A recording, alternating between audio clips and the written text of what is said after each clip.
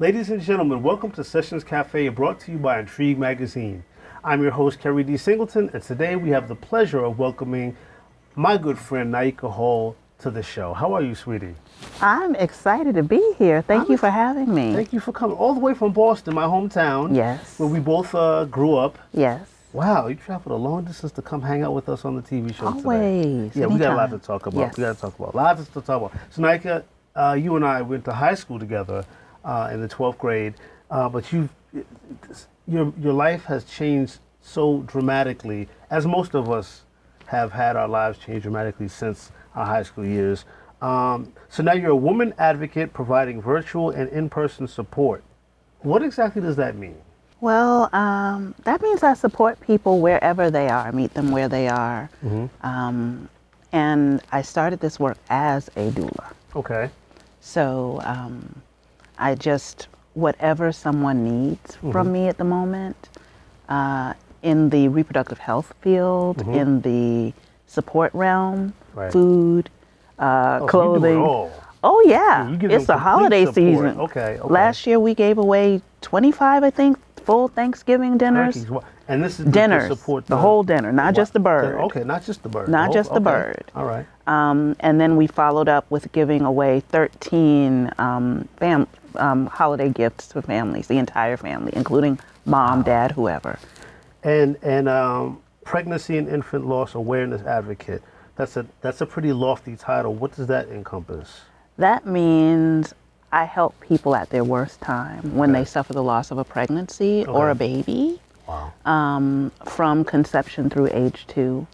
I support families if the mom dies during childbirth, in planning, funeral planning, in life planning, coaching, etc. And I train other people to do this. Now that's got to be pretty draining. What inspired you to get into this field?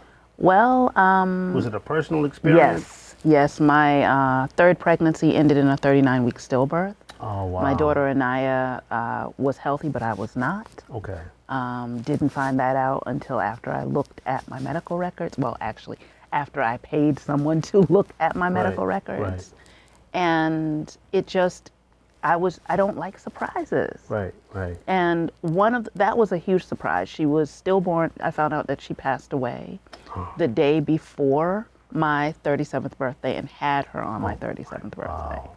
So it's been 14 years. I miss her every day. Yes, ma'am. But I think about everything that she's accomplished as a spirit baby, and that just catapults me forward. Now, be clear to our audience who might not be familiar with a certain terminology. A spirit baby. Angel, deceased child, etc.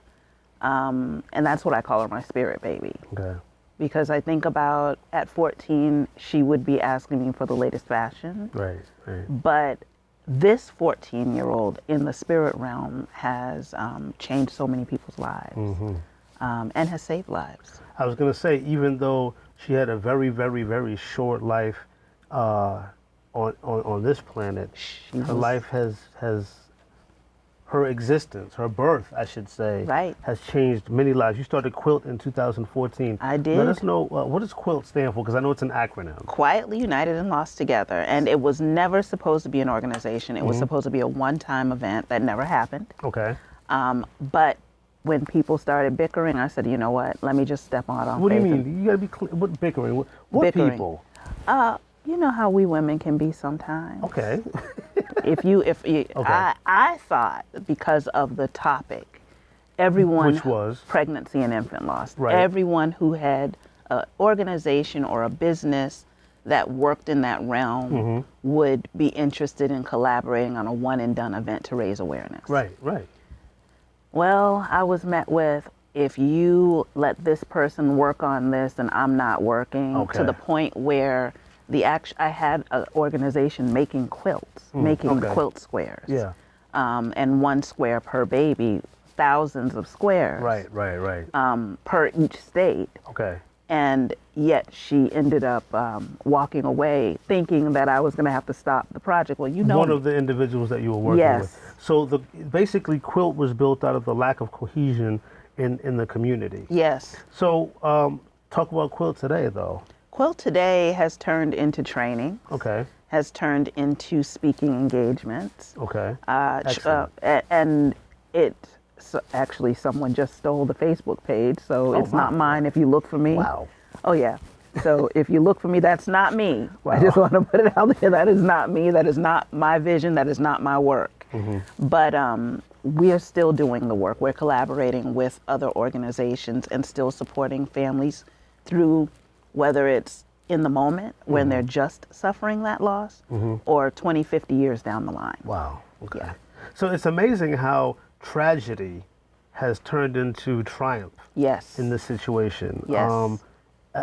At what must have been one of the most darkest moments for you, you've emerged as such a brilliant, shining light to so many people. I applaud you for that. You've spoken publicly at so many different institutions, namely the Harvard Medical School up in Massachusetts. What was that like, speaking at Harvard Medical School?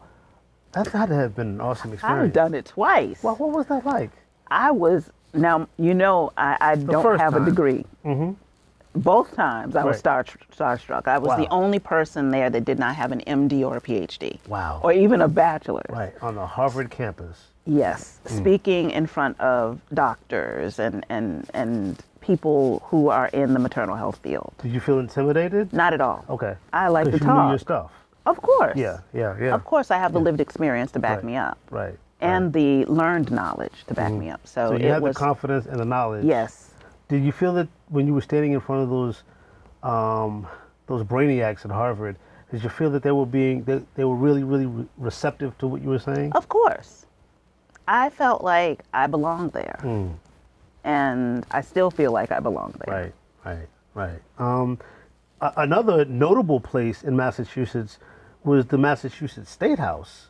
Oh, yes. What was that? Wow. What was that like for you? I sat on 2 commissions, so I had no choice but to speak and be comfortable with it. So, what kind of conversation did you have at the State House? Different ones, anything dealing with postpartum depression, maternal mental health, anything maternal mental health wise, anything pregnancy and infant loss, anything racial inequities in maternal health. Okay.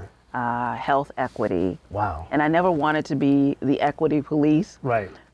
But sometimes you're called. Yes. You're called into it. And I don't want to say that one speaking engagement was more important than the other. You spoke at Harvard, you spoke at the State House in Massachusetts, but you also spoke in the nation's capital with Congresswoman Ayanna Pressley, who's one of my favorite people. Yes. What was that like for you?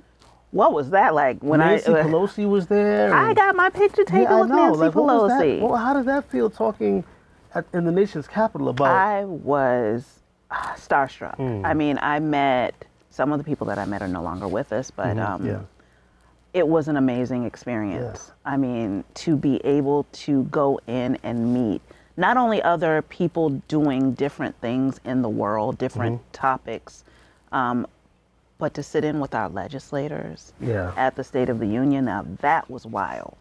And also in April of 2024, you spoke up in New Haven at the Yale Black Maternal Health Week. Yes, Black Maternal Health Week is every April.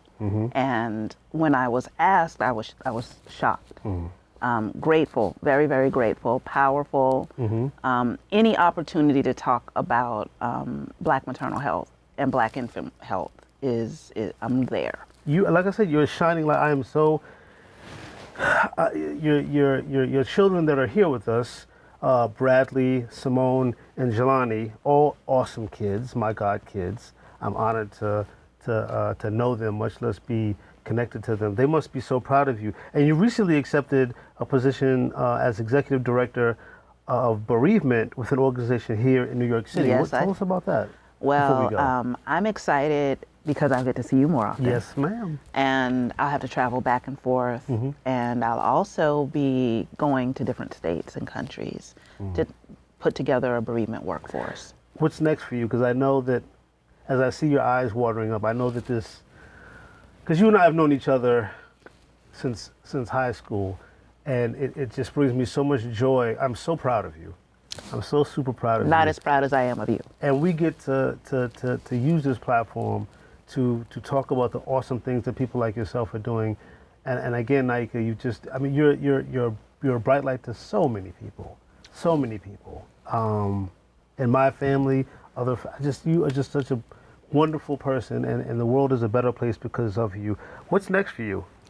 I'm graduating on December 14th with my bachelor's in public health, and I'm starting my master's in public health in the spring, and then hopefully I'll accomplish that in a short period of time. You're extremely intelligent. Listen, and then Latin Academy, was it Latin Academy? Latin School. Come on, the kids went to Latin Academy. Boston Latin School, it does not accept, that's a prestigious school up in Boston for those of you all that don't know.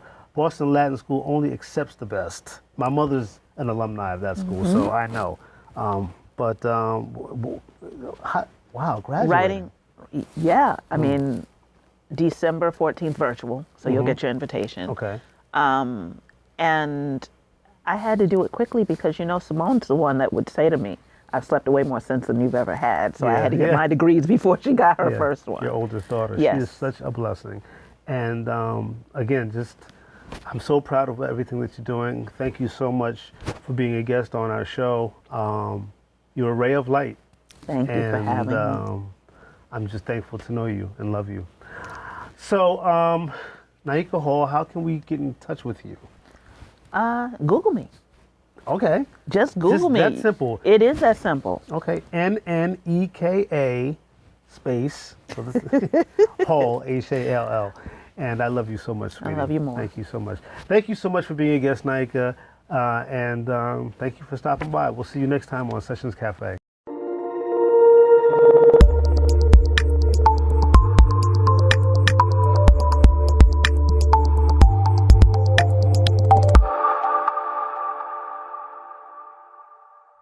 Ladies and gentlemen, welcome to Sessions Cafe, brought to you by Intrigue Magazine. I'm your host, Keri D. Singleton, and today we're going to take a look back at the first 4 seasons of our 2-time award-winning show.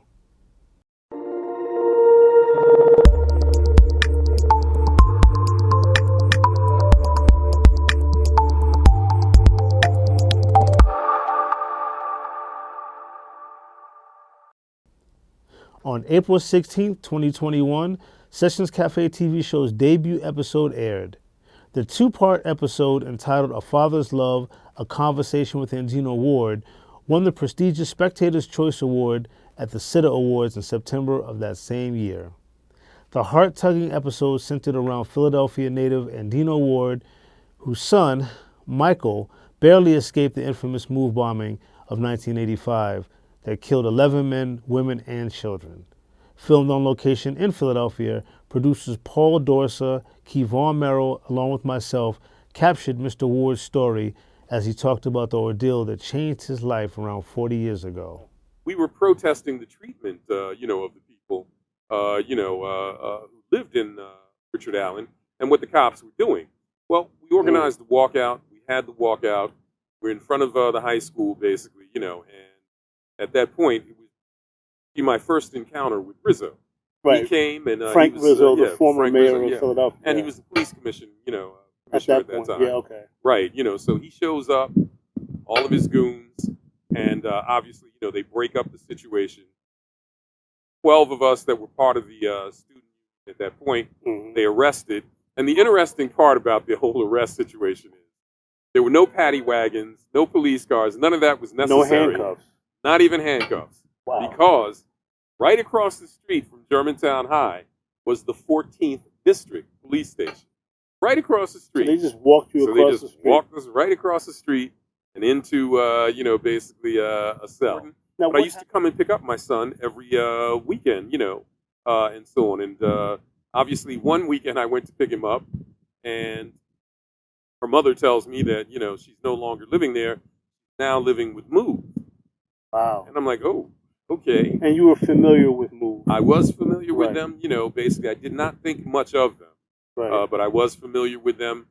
But I'm like, okay, so wow, what am I supposed to do now?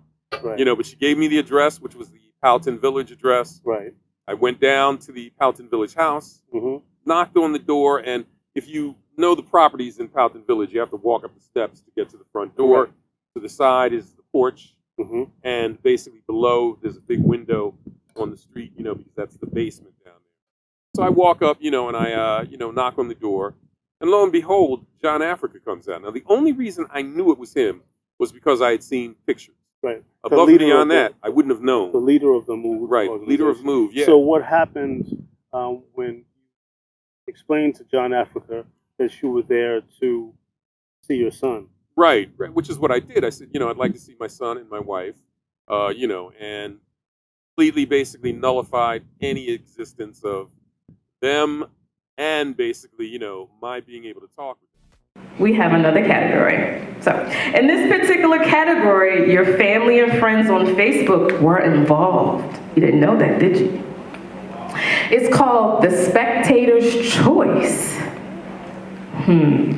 Keri Singleton will be receiving the Sitta Spectator's Choice Award for this interview series. Sessions Cafe TV show is one of the projects that I work on along with the radio show and with the magazine, Intrigue magazine. So to be receiving this award means a lot to me. I just wanted to give a little background story on the episode that's being given the award. It's called A Father's Love, A Conversation with Adino Ward. So Adino Ward lives in Philadelphia. He's the father of the one child survivor of the 1985 MOVE bombing. What's going on, everybody? Kevon Merrill. Hey, it's Keri Singleton. How's it going? I'm Paul Dorsa. And we're really, really, really, really excited that we won the 2021 Sitta Award for Sessions Cafe's first episode, which was called A Father's Love, A Conversation with Adino Ward. Of course, we won the Spectator's Choice Award, and this is our first award for our first episode and our first show, and we're really excited. Back in 2020, during the COVID-19 era, my then manager, Dionn McGill, suggested the idea for me to host a talk show. I really wasn't with it initially, I'll be honest with you. My syndicated radio show, the Keri's Corner radio show, was just enough for me to manage, and I wanted no parts of another endeavor. But Paul, Kevon, and myself would go on to film several other episodes for Sessions Cafe before our creative differences with our then Brooklyn-based network, Liaison, prompted me to just shelve the show, temporarily anyway. Today we're here in Roxbury, Massachusetts, my hometown, here in Nubian Square at the Frugal Bookstore. We're going to have a great interview with Leonard and Clarissa and talk about this wonderful bookstore that served the community for years. Let's go. How did the concept for the Frugal Bookstore come to fruition? Well, we actually had a small section of books in a furniture store called Frugal Furniture in the Washington Park Mall. So there was furniture and books. And there was an opportunity, a space opened up within the same mall. Correct. And we just took advantage of that opportunity to have a standalone bookstore. Okay. So we want to have a place where folks could come, like you say, have their meetings here. Folks gather here, sit down, have coffee. Not right now because of COVID, Right. But there's plenty of times where we've had office signings. There was a speakeasy born out of this store. Nice. The Black Cotton Club. Oh, wow. It's the Black Cotton Club? Yeah, the Black Cotton Club. Nice. And we would clear the store out, and they would play live music, and people would get up and speak. Nice. I'm getting really, really excited and salivating as I get ready to drink some cold brew here in Cortland Manor, New York, with Nick Bucci. Aside from it being less acidic, what about the levels of caffeine? Is it the same amount of caffeine, or? That's an important question for any coffee drinker. Of course. It can be the same, but also there's a good opportunity to have stuff really jacked up with caffeine and keep it in that nice smooth flavor. So the stuff I make is definitely high caffeine content. Okay. So you could drink, 6 to 8 ounces of it and get all the caffeine that you would get in like a larger 16-ounce iced coffee or something like that. Yeah. Wow. So you can make coffee beans are actually like little coffee seeds. They're actually the seeds to a coffee plant, and they start in a small little fruit. They grow like on a coffee tree. Okay. So that's like the origins of coffee. It's like growing almost like cherries. Then in February of 2024, after wrapping up 10 years of the Keri's Corner radio show, I decided to relaunch Sessions Cafe with a new team and also on a new television network. I'm telling you, it's like I live here now. So now at MNN TV Studios in Manhattan, the show will primarily tape episodes in the studio, whereas before, in season 1, we shot entirely on location in different cities such as Boston, Philadelphia, and even in Westchester County, New York. So of course we had to contend with lighting, noise, weather, and a whole slew of other things, that goes with taping outside. So now that we're here at MNN Studios, everything's cool, it's quiet, and it's professional. So we're happy here. Hey, what's up, you guys? Keri D. Singleton here. Couldn't stay away from the mic too long, right? But I'm here at Manhattan Neighborhood Network TV Studios in New York City with my buddy Dwayne Butler of Intrigue Magazine, getting ready for the eventual taping of Sessions Cafe TV show. So we'll see you soon. We have, however, filmed on-location episodes since being here at MNN TV, such as our Season 2 episode at the National Great Blacks and Wax Museum in Baltimore, and that was a really dope experience, as well as our Season 4 episode with author and motivational speaker Mike Africa Jr. Out in suburban Philadelphia at his home. Down. So, we're choking you. Not yet. Doesn't hurt yet. It's not the choking, it's the weight. Don't laugh, Seamus. You never know what a person experiences until you experience it with your own hands. And in my case, literally, I'm wearing authentic slave shackles that my ancestors wore in the South. They're huge, they're heavy, and they were what the slaves wore while they were working. Dr. Martin, you want to explain what I'm wearing around my neck and my wrists? These are, as you said, authentic slave chains. They were forged in the 1700s, and they were worn by our ancestors. Like you, I tell some of the people who see these that I can't view these as museum artifacts, right, because they could very well have held my great, whatever. Right. So I see them and therefore identify very personally with those. As you can see, the show again won the City Spectators Award in 2024 for our Season 2 episode, Homeless Heart, which featured a formerly homeless woman who used her time in the notorious New York City shelter system to unearth her love for painting. It was a really great experience, and thank you, Sid Awards. We appreciate it. Right? Mm-hmm. 15 months houseless. Saisha, what was that like for you? An adventure. I make the best of every situation, and this situation was like any other. 7 shelters, 15 months, 3 assaults by staff. Oh, man. Now, when you say by staff, you mean the staff of the homeless shelter? Yes. Wow. Wow. And I was accused of stealing art supplies, and that's how the story begins, because if I wasn't able to paint in a shelter art room, then I had to liberate the art supplies and go to the street and spread them out in front of the street. Right. So how did you become houseless? I became houseless because I didn't feel loved, accepted, and wanted where I was. Okay, yeah. So we sat down with Treston Irby of the 90s R&B group High Five and talked about his life on and off the road with the Gold Selling Quintet. I recall reading somewhere that Magic Man. I'm your magic man, won't you let my magic hand by Bill Withers touch your heart and make you love. Yeah, man. What? So you win the audition, or you passed the audition at least. Yeah. You got the phone call that you was going to be in the group. What was that like? I mean, what did that even mean to you back then? It didn't mean nothing really at first. Okay. At first, because everybody's in a group. Everybody's trying to do something. It didn't hit me until one day I was watching Video Music Box, Ralph McDaniels, and I seen one of their videos. Okay. That's when it hit me. That's when it hit that you. Part. That's when it hit you. Yes, sir. Wow. I was like, oh, this is real. We talked with celebrated Washington, D.C.-based actor, singer, and YouTuber Calvin Michaels about his various projects.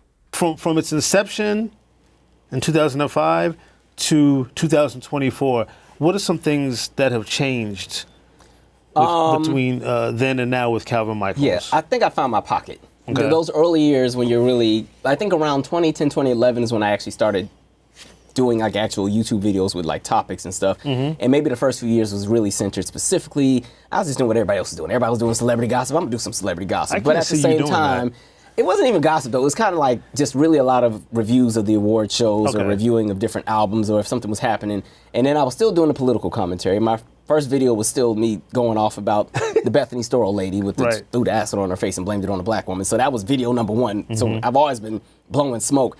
But as time progressed and the world has become what it is, it's always been that. We just were blind to it. You become a bit more intentional with what you want to put focus on. So we're still talking entertainment, we're still talking music, but a lot of it is really, I'm jumping into policy, how policy affects people collectively, race. And we also chatted with celebrity makeup artist Michael Connor, who shared some of his facial enhancement secrets with us. You've done a lot of things, I know, but you worked for Mac AIDS Fund. You were an ambassador.